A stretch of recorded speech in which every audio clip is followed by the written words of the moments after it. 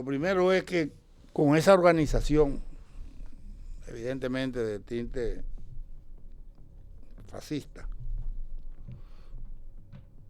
ya habíamos tenido otros problemas, porque ellos se han erigido en los guardianes, en la policía, para imponer su voluntad en las calles de nuestro país. Anterior a los hechos que tú me estás preguntando, había pasado que un grupo de mujeres, con todo su derecho, estaban reclamando la incursión en el proyecto de Código Procesal Penal, que se incluyan las tres causales por las que una mujer puede abortar. Y ellos fueron y la desbarataron. Ellos fueron y la desbarataron y le dieron golpe a mujeres con palos. Me fueron encima. De manera histérica. Yo creo que habían gente que consumían sustancias controladas porque no estaban en sus cabales.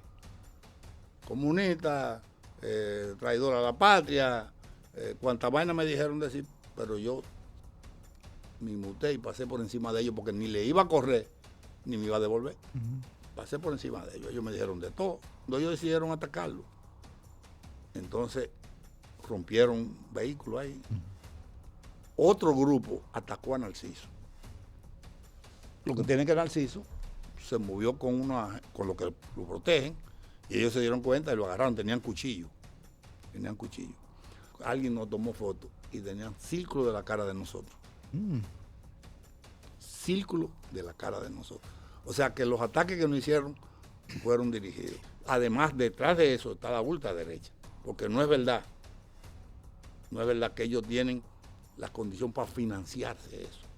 Lo financian y lo aúpan y lo estimulan. Entonces, nosotros estamos en el peligro que al cumplirse 64 años del ajusticiamiento, porque fue un ajusticiamiento, no una muerte. Muerte, bueno, esto fue ajusticiado, fue justicia lo que se hizo con el tirano. Comienza a retrocederse la libertad de que no hemos ganado nosotros luchando por los derechos democráticos de este pueblo, que vengan a conculcarlo ahora, porque en lo que se hizo con nosotros se violó la libertad de tránsito, la libertad de asociación, la libertad de expresión. O sea, estamos retrocediendo. Hay un auge de la derecha que hay que ponerle costo.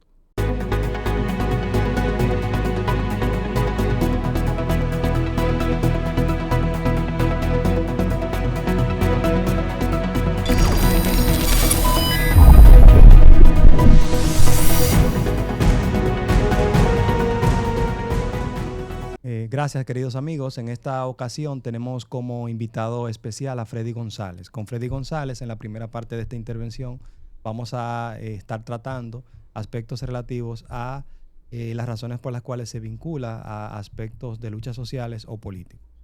Y luego, en la segunda parte, vamos a estar tratando sobre unos acontecimientos o unas situaciones que se presentaron en el Parque Independencia, específicamente en la estatua de Francisco Alberto Camaño Deñó, después de haber concluido una actividad que tenían en conmemoración a los 60 años de la Guerra de Abril de 1965. Esto con el propósito de esclarecer o entender en su justa dimensión qué fue lo que ocurrió en ese espacio. ¿Cómo se siente, Freddy González? Gracias, Vladimir. Es un placer estar contigo. Estamos aquí para dilucidar y analizar cosas del presente y del pasado. Así es, el placer es nuestro, Freddy González, recibirle en esta oportunidad. Freddy, al verlo, ¿no? Nos gustaría primero escuchar de usted qué le lleva, ¿no?, a vincularse a las luchas sociales, a las luchas políticas, etc. Bueno, la Guerra de Abril marcó un antes y un después en la juventud dominicana. Después de la muerte de Trujillo, justamente hicieron ayer 64 años. Justamente. Vino el despertar del pueblo dominicano, sobre todo de la juventud, que con ansia de libertad, después de 31 años de férrea dictadura, de una dictadura que sembró al país de cruces, cadáveres y enlutó cientos, quizás miles de familias dominicanas, el pueblo dominicano comenzó a disfrutar de los primeros aires de libertad. Se tiró a la calle en la lucha contra los remanentes del trujillismo. Para esa época yo tenía 11 años, yo nací en el 50. Okay. Justamente 11 años. Sí, justamente 11 años iba a cumplir, tenía 10, iba a cumplir 11. Pero la euforia del pueblo dominicano en la calle, yo vi cómo se persiguió a los llamados calieses, que eran agentes del servicio militar, de inteligencia militar, que así se llamaba SIN, que dirigió Johnny Aver, que sembró también de terror al país, que fue lo que persiguieron y asesinaron en la calle a los que ejecutaron al tirano. Esa lucha en la calle contra todos los remanentes del trujillismo, contra todos esos llamados calieses que estaban en todas partes, porque el Partido Dominicano era una maquinaria de inteligencia, al extremo, primero, que había que pertenecer al partido de Trujillo, todo el mundo tenía que estar inscrito, y había los famosos 3 golpes. Usted tenía que tener el carnet del Partido Dominicano, que era la palmita, tener el carnet de que usted hizo el servicio militar obligatorio y tener la cédula.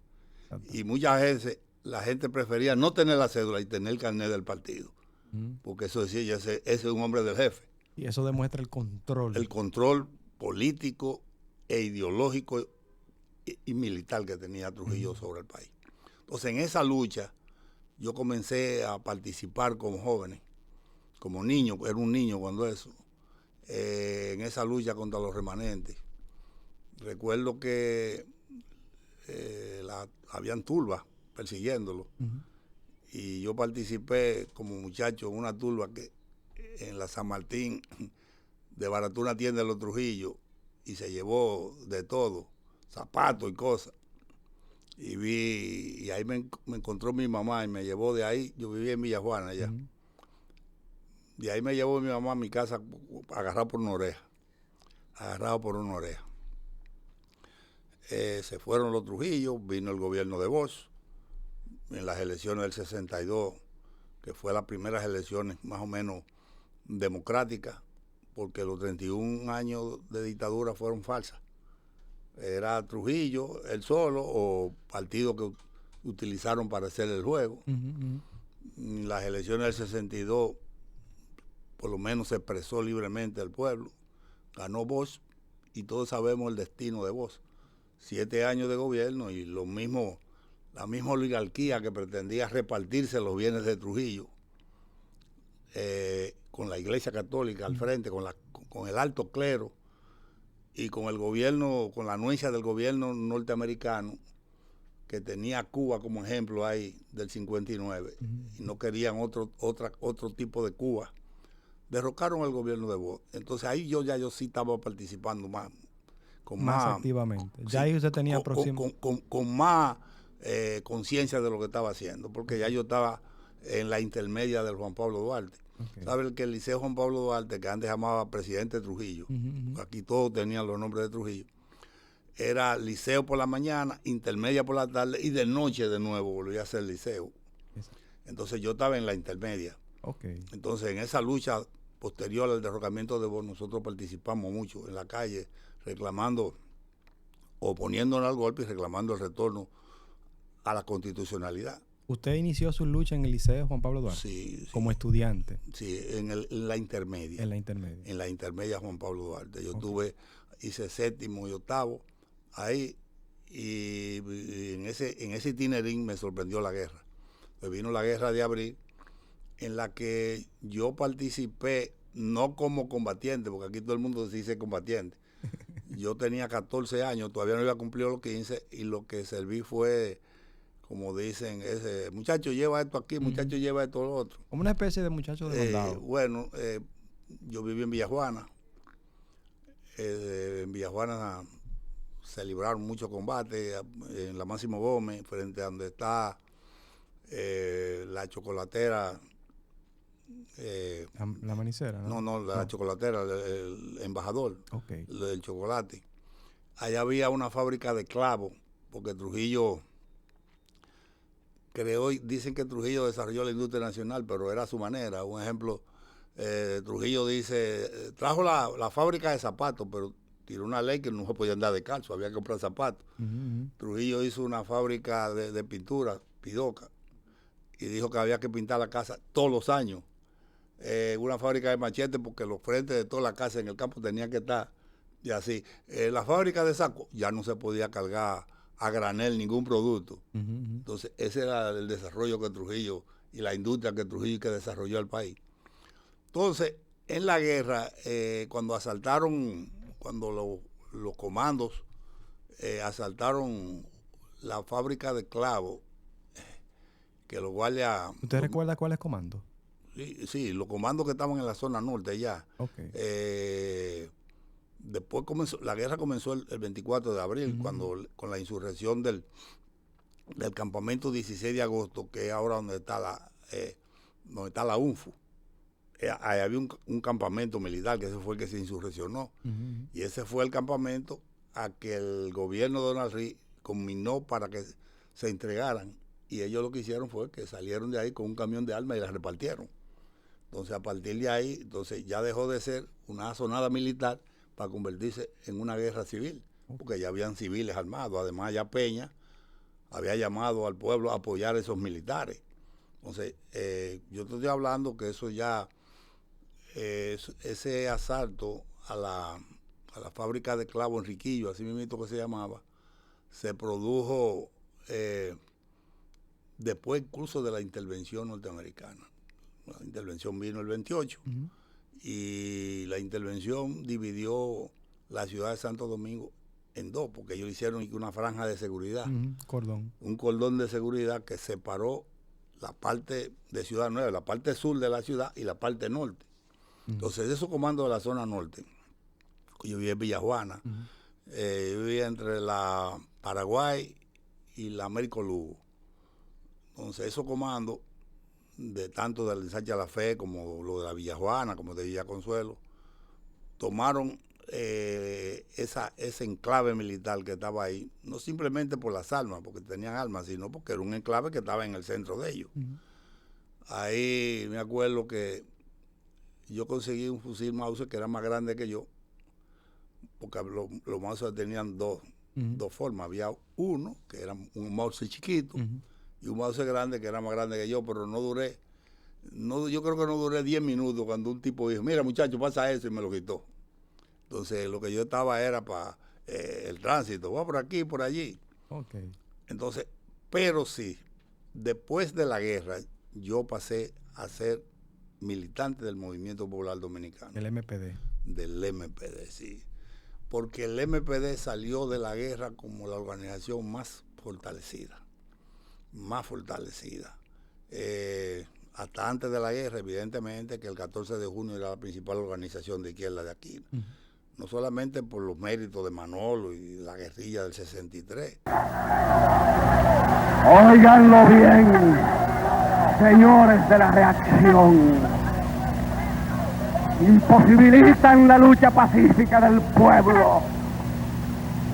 El 14 de junio sabe muy bien dónde están las escarpadas montañas de Quisqueya. A ellas iremos y en ellas mantendremos encendida la antorcha de la libertad, de la justicia, el espíritu de la revolución. Sino porque agrupaba también a una clase media, que era la que estaba más activa políticamente. Pero eso cambió en la guerra. a partir de la guerra, el MPD se fortaleció y salió siendo la principal organización de izquierda del país, porque una parte importante del 14 de junio también pasó al MPD. Okay. Era los tiempos en que se luchaba por la construcción del Partido del Proletariado. Y una parte que del 14 de junio, que encabezó Fafa, que tuvo el ingeniero Guay Pérez, que tuvo Julio de Peñavaldez, y un sinnúmero más, Moisés Blanco Genao y ese grupo, se fueron del 14 de junio para ir al MPD a fortalecer lo que ellos entendían era el germen del partido que podía desarrollarse como el partido de la clase obrera dominicana. Pero ya para esa época, cuando ellos llegaron, ya yo estaba. Okay. Yo comencé la organización ahí duré yo desde el 65 hasta el 80 militando en el MPD, y fue escalando desde un simple simpatizante en la zona norte, un militante. ¿Pero hubo alguna actividad en concreto para que usted formara parte del MPD? Bueno, los influjos de la guerra. Los influjos de la guerra, porque aquí vino una avalancha de todos los jóvenes de la posguerra, todo. Aquí el que no se sentía de izquierda, esa época era un bicho raro. O sea, el joven que no se sentía de izquierda para esa época era como un bicho raro. No es como ahora, que esta juventud está difícilmente le preocupe nada, ni política, ni nada. Exacto. Entonces yo me organicé donde yo vivía, en Villa Juana. A mí me organizó un estudiante universitario, Fernando Calderón, que le decían el Galeno. Ese era dirigente del MPD en la universidad porque estudiante de medicina, después pasó a estudiar otras cosas. Llegó a ser el director del Museo del Hombre aquí. Se murió de un elemento raro. Él me organizó en Villajuana, pero en Villajuana también había un núcleo grande, porque ahí yo vivía cerca del Mauricio Báez. Ese fue un centro de lucha ideológica de los grupos de izquierda por quién controlaba, porque había un movimiento cultural grande también. Ahí en los clubes, se desarrolló una política de creación de clubes, de control de clubes de la izquierda, para manifestar su política contraria a la penetración cultural, porque los yanquis trajeron muchas cosas. Aquí, antes de la intervención, no se conocía la droga. La droga se vino a conocer aquí después de la intervención. Entonces, hubo un movimiento cultural fuerte para evitar la penetración cultural en los barrios donde nosotros nos desarrollamos. Entonces, yo me desarrollé, mi vida política fue en la zona norte.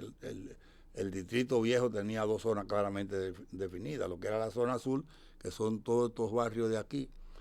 Por ejemplo, tú cogías lo que era la Teniente Amado García, hasta el puente, todo eso para acá, era como la zona sur, y todo lo que daba para allá era zona norte, que era donde estaban los barrios, Guachupita, Gualey, Los Guandules, La Cañita, el 27 de febrero, Villa Juana, Villa Consuelo, en San Fe, Cristo Rey, todo eso era zona norte, contrario a lo que estaba aquí abajo. Entonces yo me desarrollé políticamente en esa zona, de ahí yo llegué a ser militante.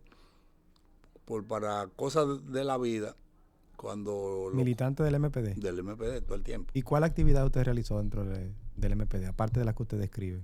No, yo del MPD yo me fui desarrollando, llegué a ser dirigente del distrito entero del MPD. De aquí, después del secreto de Crowley, que comenzó una represión muy dura contra los del MPD, se mataron a Otto, mataron a Min, mataron a Chapó, cogieron a los principales dirigentes que quedaban, a Moisés, a Cocuyo, a Egal, a Onelio, a ese grupo. Entonces quedamos nosotros en la dirección del MPD, pero la represión no se detuvo.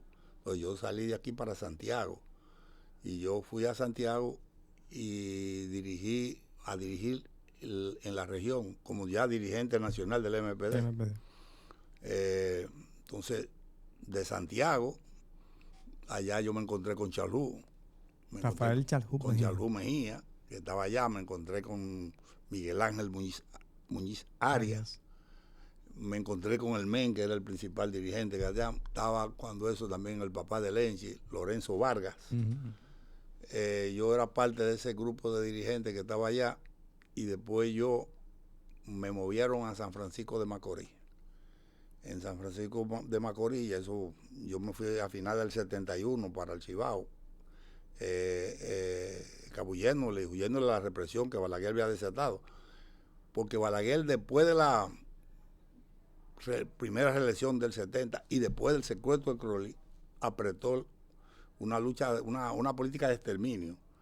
Y no solamente Balaguer, sino fueron una política dirigida por organismos de inteligencia norteamericanos, porque se dice que en la muerte de Otto, que fue hecho preso delante de todo el mundo en la casa del ingeniero René Sánchez Córdoba, y que su esposa bajó con él para protegerlo, que Otto optó, sabiendo que iba camino a la muerte, optó por entregarse antes de que el cerco que tenía ametrallara la casa y matara 2 niños que habían ahí.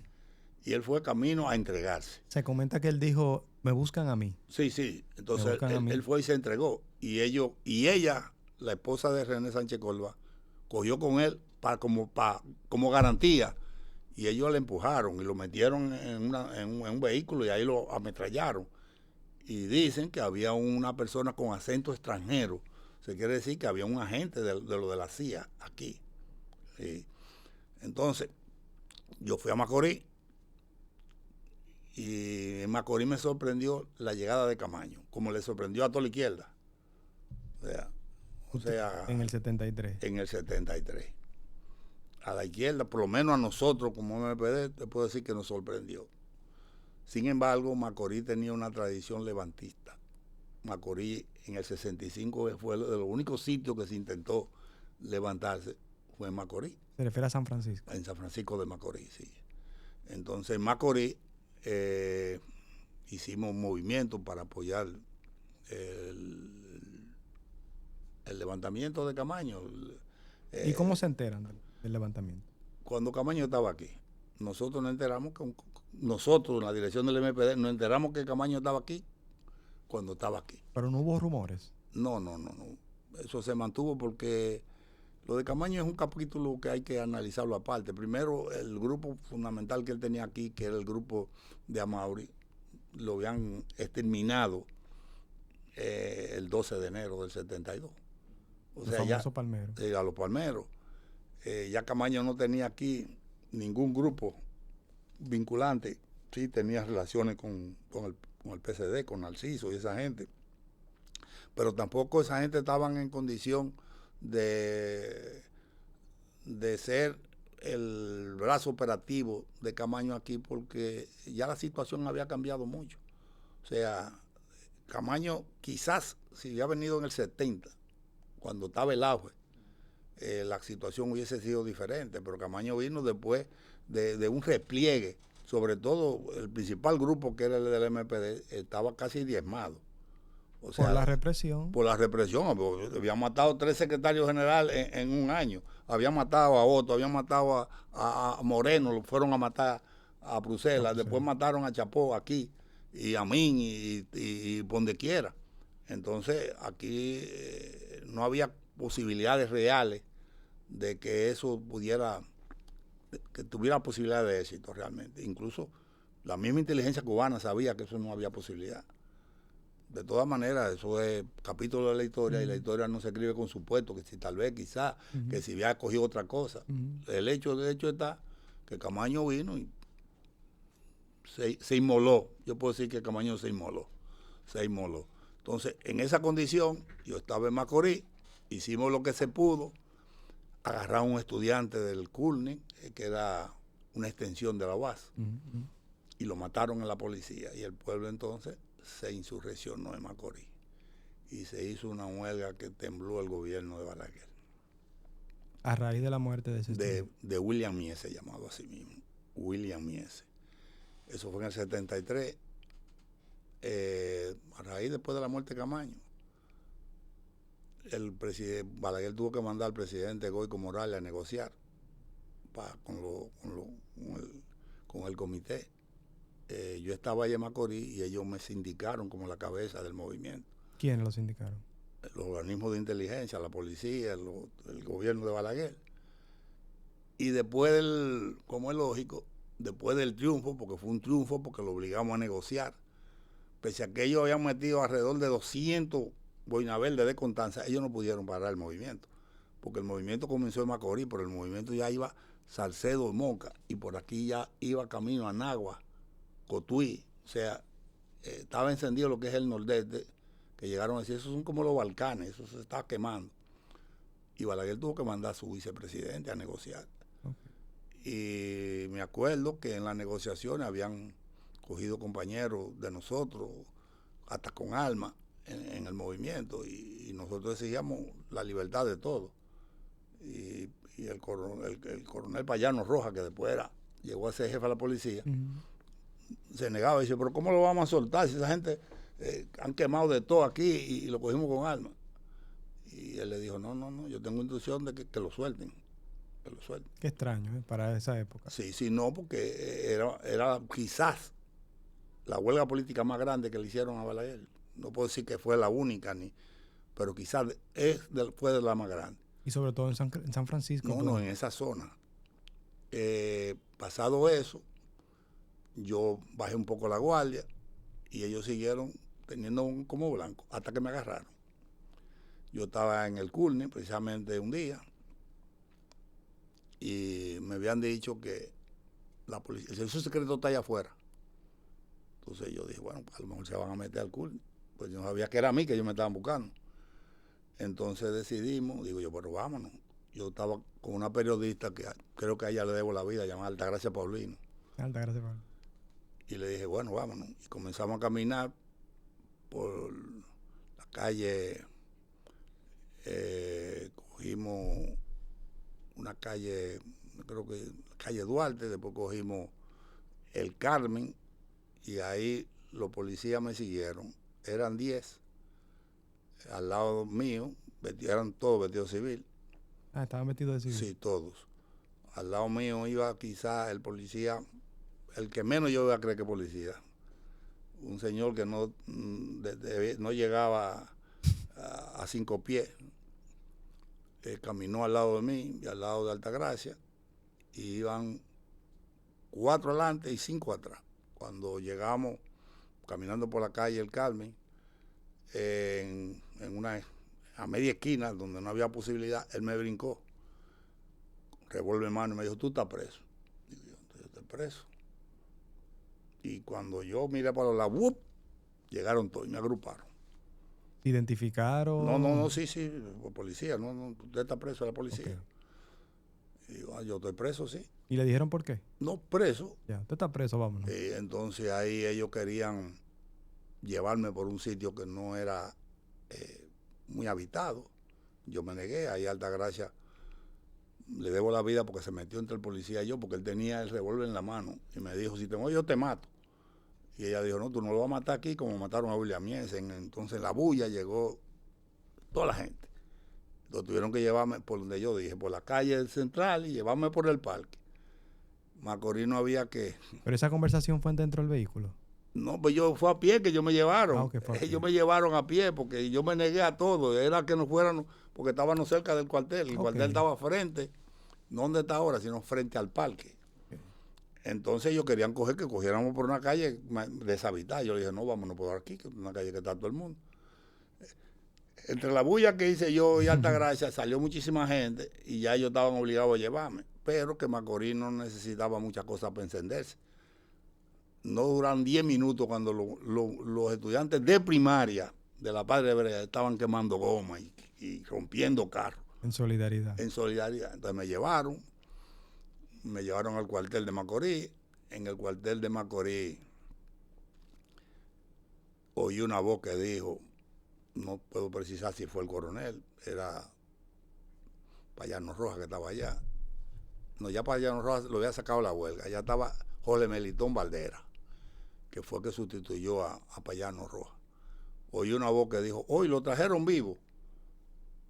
O sea, parece que tenían orden de ejecutarme, pero yo primero no tenía arma y no había posibilidad de que yo hiciera nada, porque ellos eran 10. Me llevaron cuando se armó el lío de los estudiantes, que después se metieron lo del liceo, Bueno, el problema fue que duré como 24 horas en Macorís para que ellos me sacaran y me trajeron para la capital. Allá tuvimos un altercado porque... En la capital. No, allá en el cuartel de Macorís, porque dice que nadie tiene valor.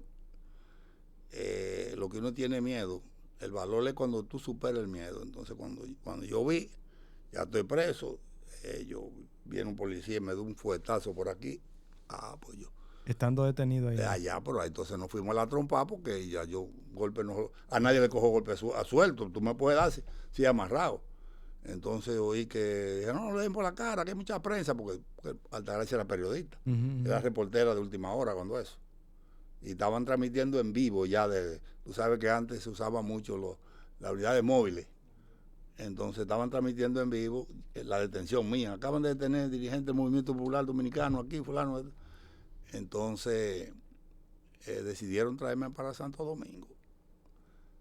Me montaron en un Jeep, como digo yo, pusieron una mancuerna, pusieron una esposa en una mano y esa misma esposa me la pusieron en un pie, me traían así. Ay, Dios. Y un policía con cara de poco amigo que me decía, yo no corro, cualquier cosa yo te mato, en el Jeep atrás, porque de esos Jeep que tenían atrás asientos en los lados, o sea, no así como lo normal, sino en los lados. Y así me trajeron. En el camino, pasemos a otro tema, en el camino me dicen por Villa Altagracia, ¿y tú no quieres orinar? Y yo no. Ya usted sabía ya. Y digo yo, no, si yo me orino aquí, olvídese de eso. Cuando me trajeron, me llevaron al servicio secreto, allá estaba el coronel Regalado, al seno Regalado. Y para suerte mía, el jefe de la policía, Guzmán Acosta. Digo para suerte mía porque él es de un municipio de Puerto Plata llamado Los Hidalgos o el Mamey, de donde una tía mía, tía hermana de mi abuela, era la matrona. Y ella le dijo, ahí tengo yo un sobrino. Y él dijo, no, aquí no va a pasar nada. Allá no me dieron.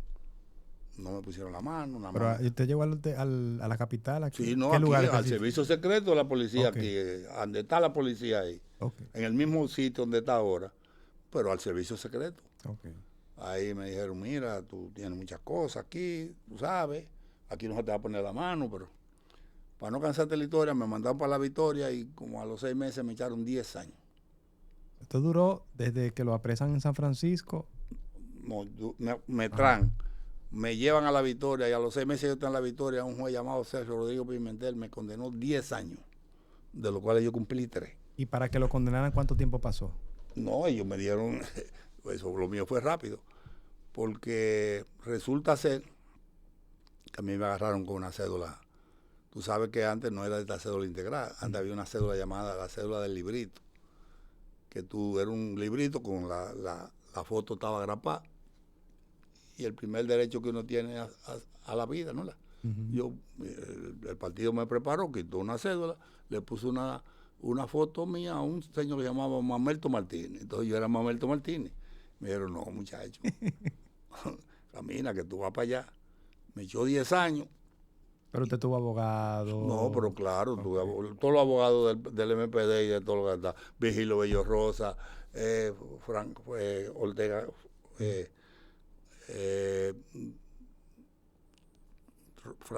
Fran Fuentes, Orlando Rodríguez, Cabral Ortega, la misma hermana de Vicente, de Leonor Sánchez Baré. Esos eran los abogados de todos, de mí no, y de todos los presos, y de todos los presos políticos. Entonces duramos 3 años, casi 3 años, me condenaron de una vez, pero en la corte, a casi a los 3 años me descargaron por no haber cometido los hechos. Okay. Por no haber, no es por insuficiencia de prueba, sino por no haber cometido los hechos. Ahí le dije yo al juez, ¿y quién me va a pagar estos 3 años? Me dice el fiscal, coño, pero ya te descargaron, vete a tu casa. Pero eso no era vete para tu casa, eso es para el servicio secreto de nuevo, de la Victoria para el servicio secreto. Después que lo descargaron. Sí, en la corte. Sí, no, pues después que la corte me descargó, me llevaron, la guagua me trajo de nuevo al servicio secreto y me dice, ahí estaba Caonabo Reynoso, porque ellos se alternaban. Y dice Caonabo, coño, Freddy, ¿cómo es posible que esta justicia no sirve? ¿Cómo que tú con 3 años te vas para tu casa? Digo, ¿cómo que tú no has pasado un día preso? Le dije. Y me dice, y si yo te digo que venga, tú vienes. Y yo, si me traen, yo no vengo por mi cuenta aquí. Oh, no, tú eres dichoso que te agarraron.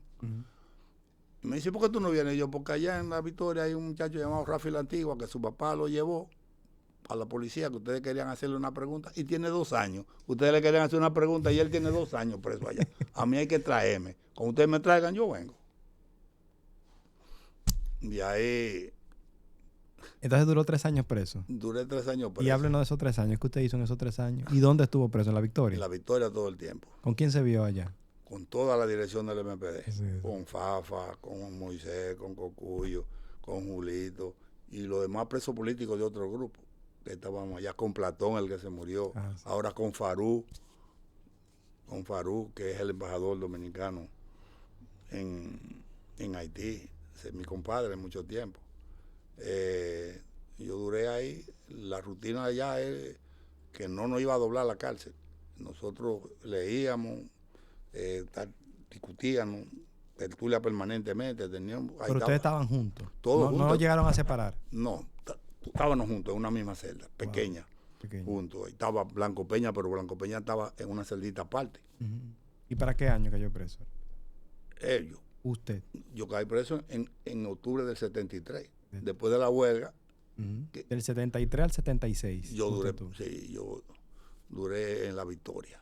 Ahí hablaban, discutían. No, leían. todo. Y además discutía. Ahí era que nosotros teníamos.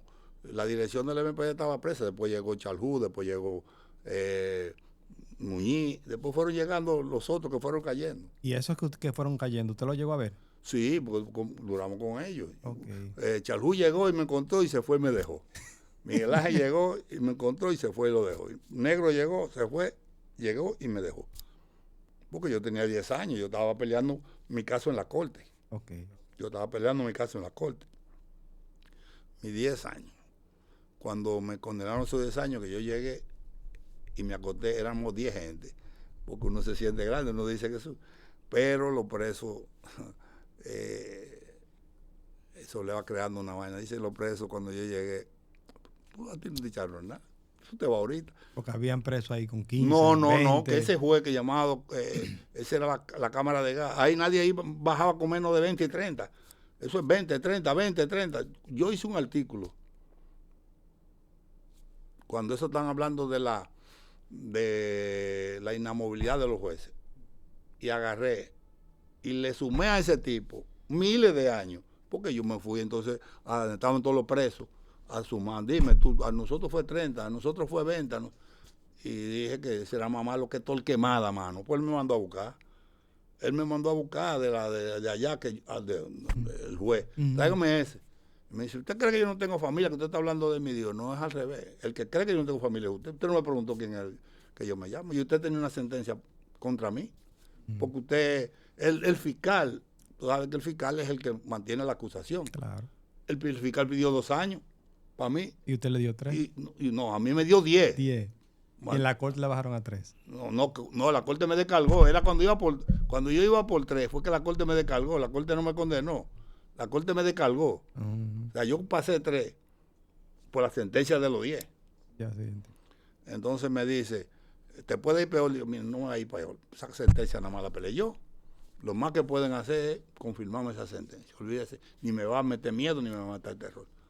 Porque ese tipo, tú sabes que Balaguer militarizó la justicia. Él era mayor de la policía y lo puso ahí. Pero no mayor cualquiera, ¿no?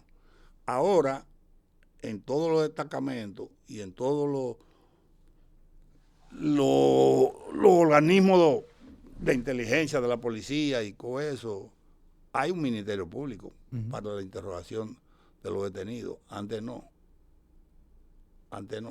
Eso, había un jurídico que él hacía el expediente, él era jurídico, fue jurídico en crímenes, en el servicio secreto y en robo. O sea que los expedientes que ese tipo había hecho no eran chin. Por eso yo le dije, no, que usted está acostumbrado a eso, olvídese que yo no tengo problema.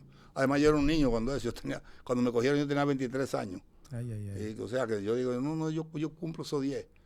Y el ser humano, como todos los seres vivos, o se adaptan o se mueren. Ya yo estaba adaptado a la victoria.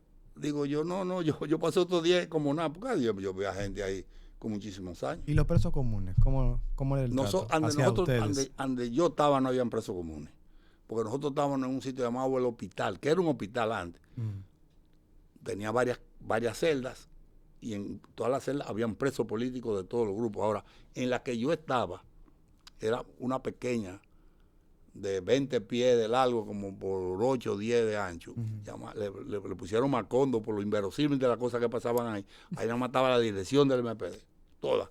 Fafa, Moisés, Egal, Onelio es para allá, Julito de Peña Valdés, Luis Sosa, Platón, estaba Farú, estaba el hermano de Farú que se murió, Vinicio Castillo. Y todos los que estaban en esa celda eran dirigentes del MPD, todos. Y en las otras celdas había militantes, simpatizantes, del MPD también, porque todos no cabían en esa celdita. Oye, pero también estaban de todos los grupos. En una que estaba al lado estaba el grupo Plinio entero, del 12 de enero. Ahí estaban todos los grupos de Plinio. Y en una grande que estaba al frente estaban los huesinistas que Balaguer haga, cuando Balaguer puso a Huesin y le dijo, este es un conspirador hipermitente, lo tenía allá 5 años sin expediente y sin verlo llevado, nunca lo llevaron a la justicia. Ahí habían como 20 o 25 gente, militares de Huesin presos, que al final terminamos nosotros siendo presos iguales, que nos ayudaban uno con otro. En una celda estaba Blanco Peña, en la celda de nosotros habían también dirigentes de la línea roja del 14 de junio. Había un muchacho que cayó, estaba del grupo de Mauri, que estaba preso con nosotros. Entonces ahí me pasé yo mis 3 años.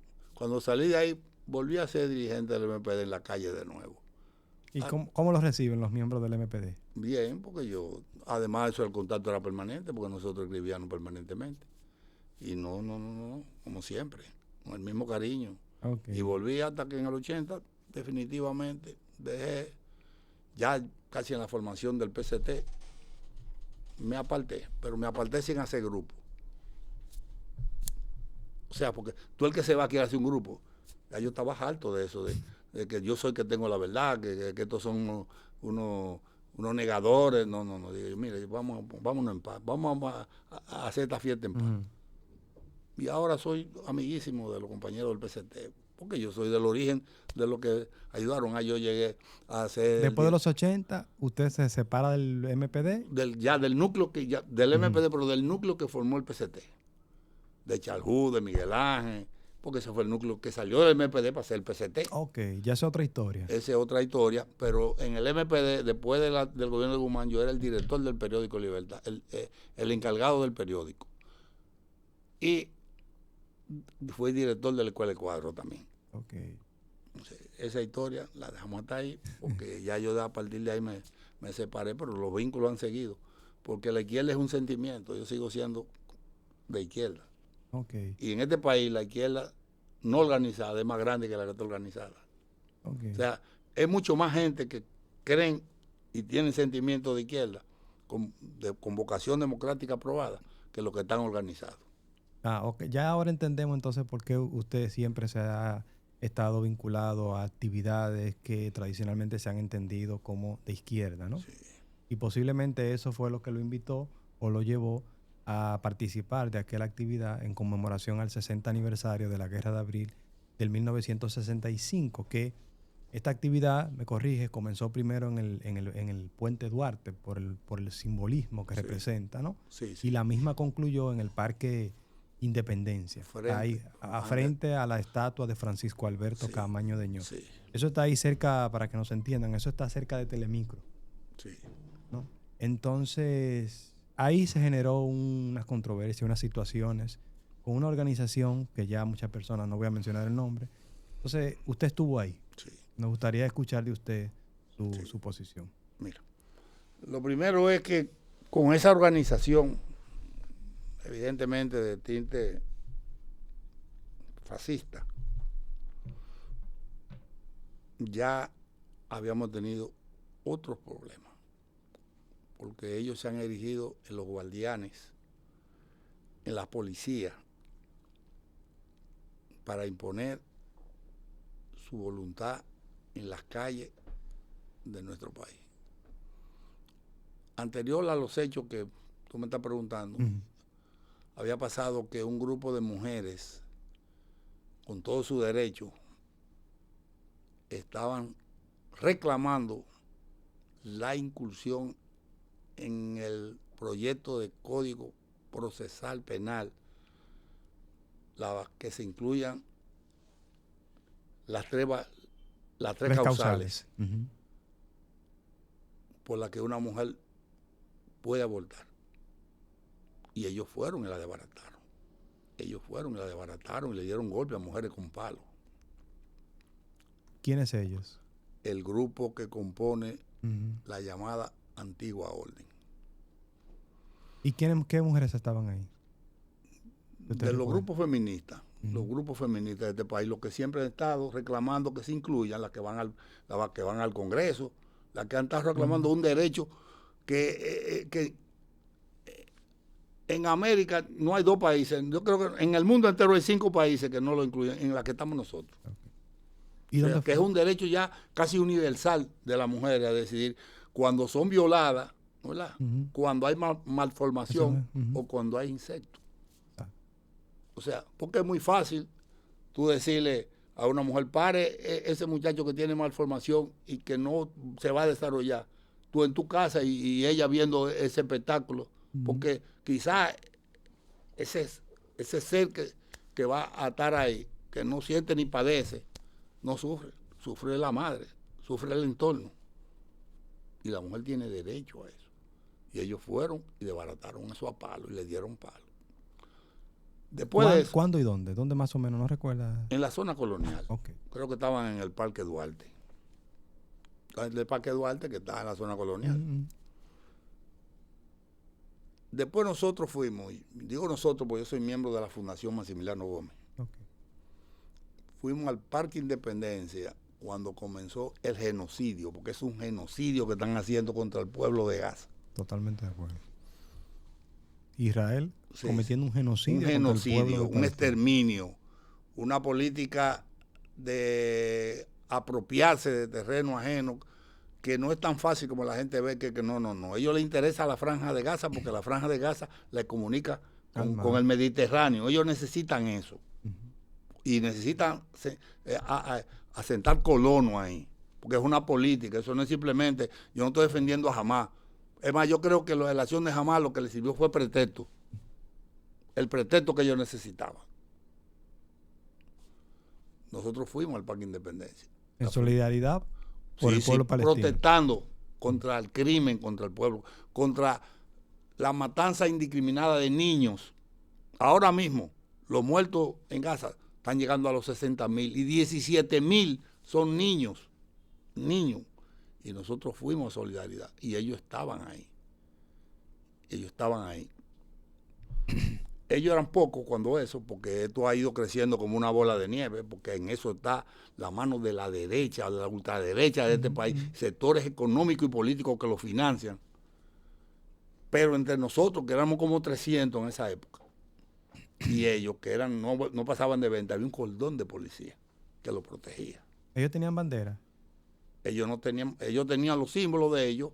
Estaba el mismo ese Ángelo y dos, tres. Pero ahí ellos se equivocaron y se cruzaron para donde nosotros estábamos. Y no le fue bien. Pero la policía lo protegió.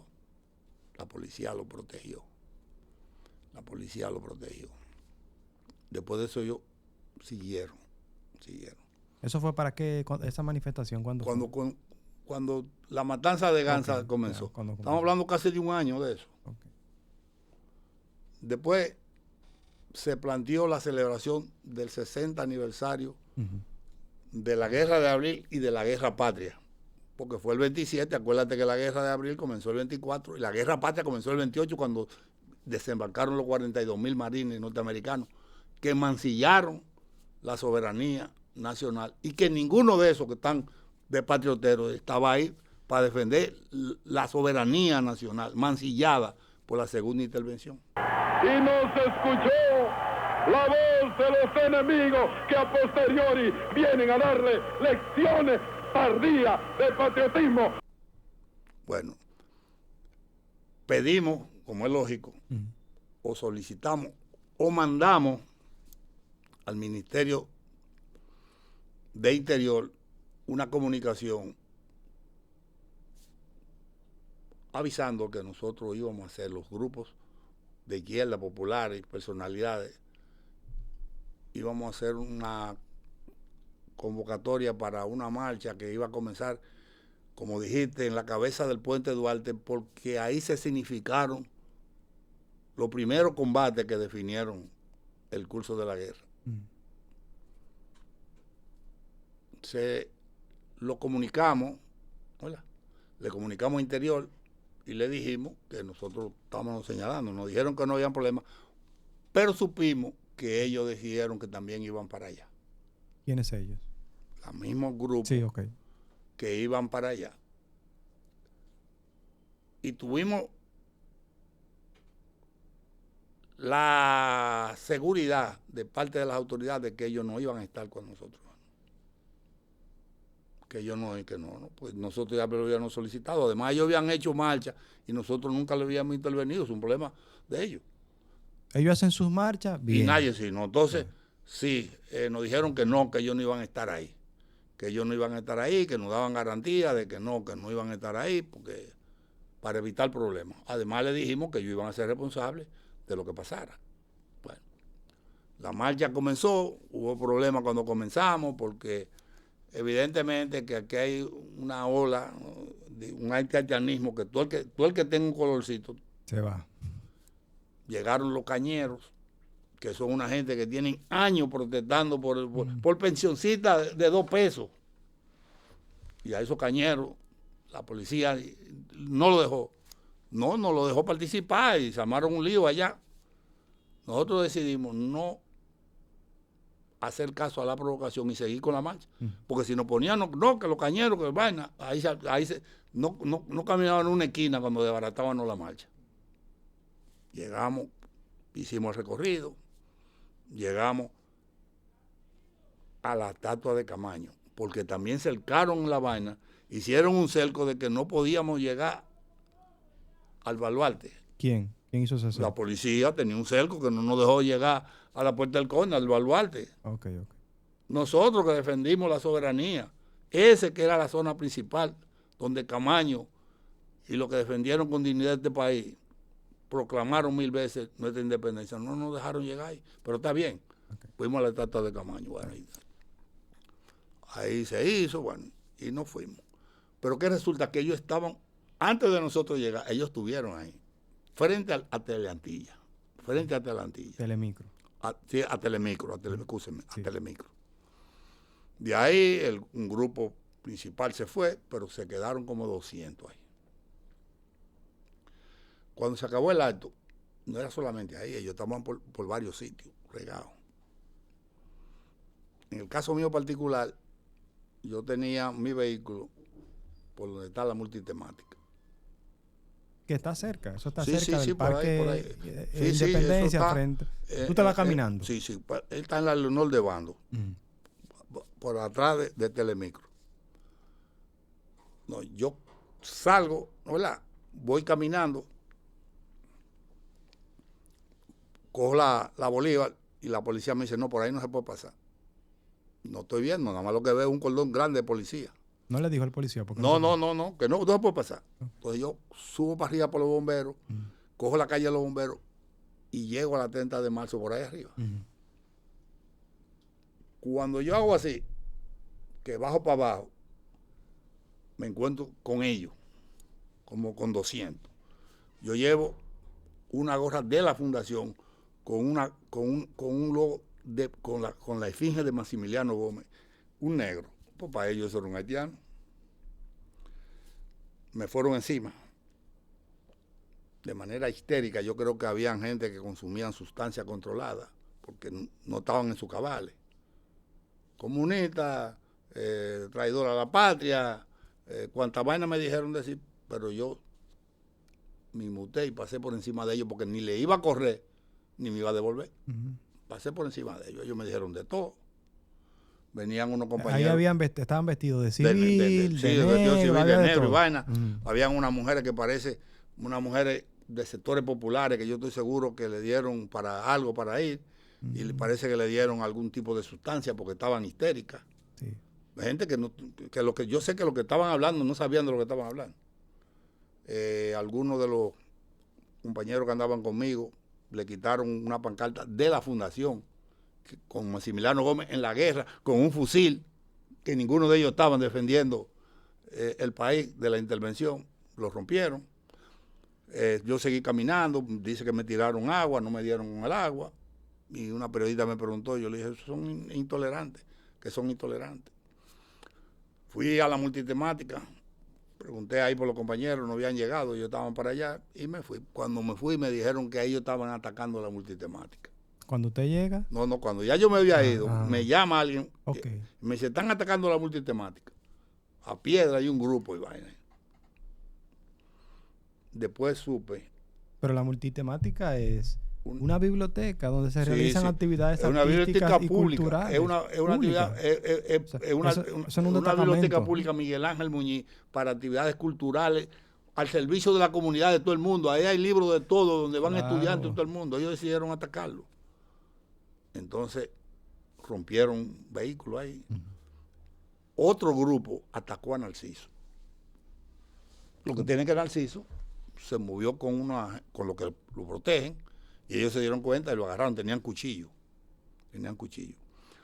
Porque resulta que en la marcha, en una bandera grande, venía Narciso, estaba Salazar, pues yo, unos compañeros del MPD, unos compañeros Patria para Todos, y después los compañeros agarraron uno, y nosotros estábamos, alguien nos tomó foto, y tenían círculo de la cara de nosotros.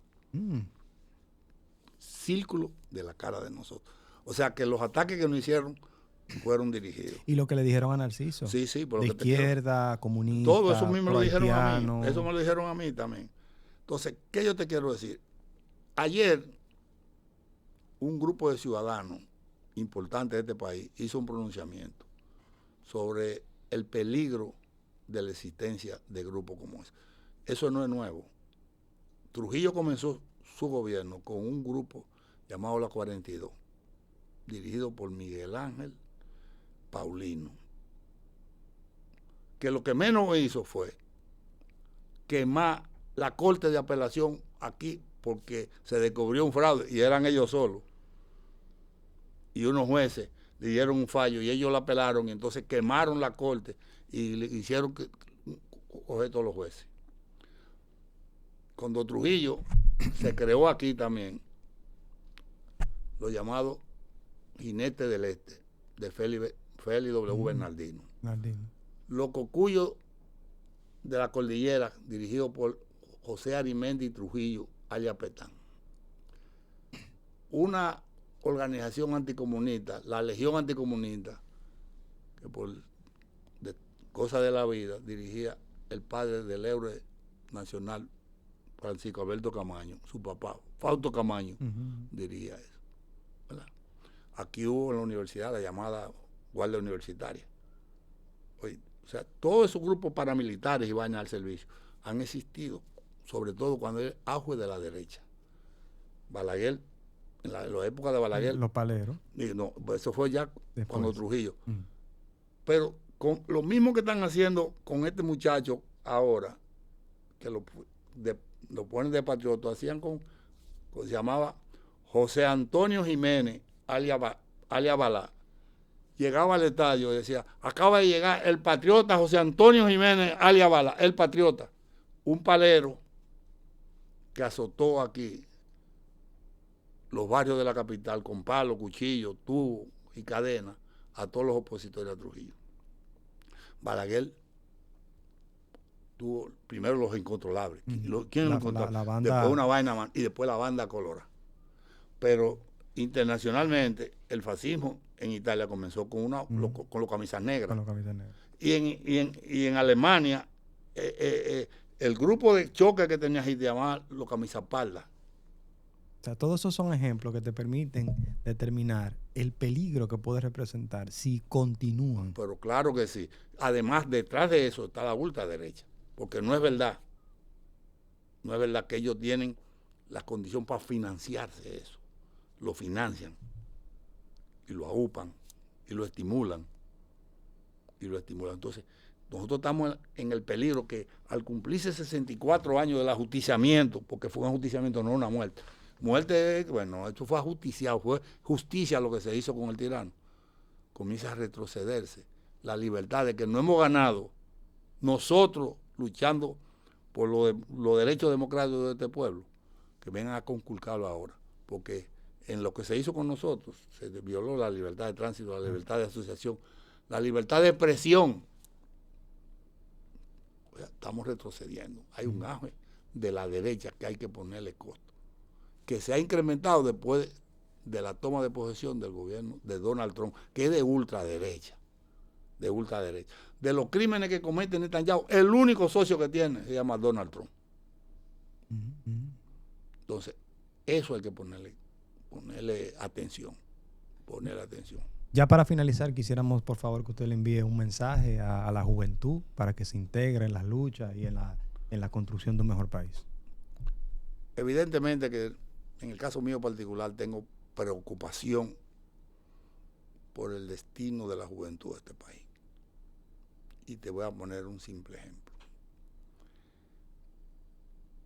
El año pasado, el 24 de septiembre del año pasado, que se conmemoró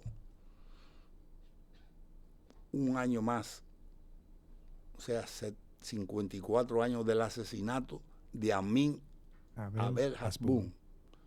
Yo fui a la universidad, a la Facultad de Ingeniería que lleva su nombre, a una actividad y sentí vergüenza ajena.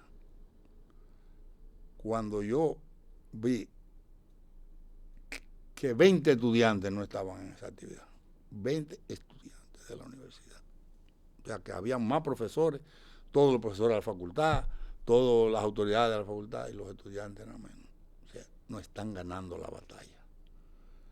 Hay una inercia y un dejar pasar y una, ¿qué te digo? La juventud de este país son otros los motivos que lo están llevando. Y eso es peligroso, porque el futuro está en manos de ellos. Y si el futuro está en manos de la gente que no conoce la historia, ni le duele, ni se preocupa, entonces estamos llamados a repetir cosas. Por eso tú ves que estos muchachos andan, pero sin el menor rubor, con fotos de Trujillo, incluso una violación, porque hay una ley que prohíbe las actividades de Trujillo. Y ellos andan con estatuas, con símbolos de Trujillo. Y usted sabe también que me llamó particularmente la atención, que yo vi a uno de ellos, a Ángelo, con una pancarta que decía, ni vudú, ni gaga, esta es tierra de Jehová. Sí. Ahí está la parte cultural. Sí. O sea, tú me estás diciendo a mí que tú quieres tomar acción contra aquellas personas que tú entiendes, que tú crees que son expresiones de vudú y del gaga. ¿Y qué es pero eso? tú no sabes que cuando ellos tuvimos problemas por Palestina, ellos estaban diciendo que estaban defendiendo al pueblo de Dios, a Israel. Bueno, si ese es el pueblo de Dios, nos jodimos. Bueno, definitivamente nos jodimos. Ya lo sabe. Bueno. Pues gracias, Freddy González, por concedernos esta entrevista. Por favor, no olviden de suscribirse a nuestro canal activando la campanita de notificaciones, que es la forma idónea para apoyarnos en la creación de este contenido. Freddy, ya para la próxima nos gustaría, de ser posible, que usted nos hable sobre el PCT, pero ya eso va a ser en otro segmento. Pasen buenas.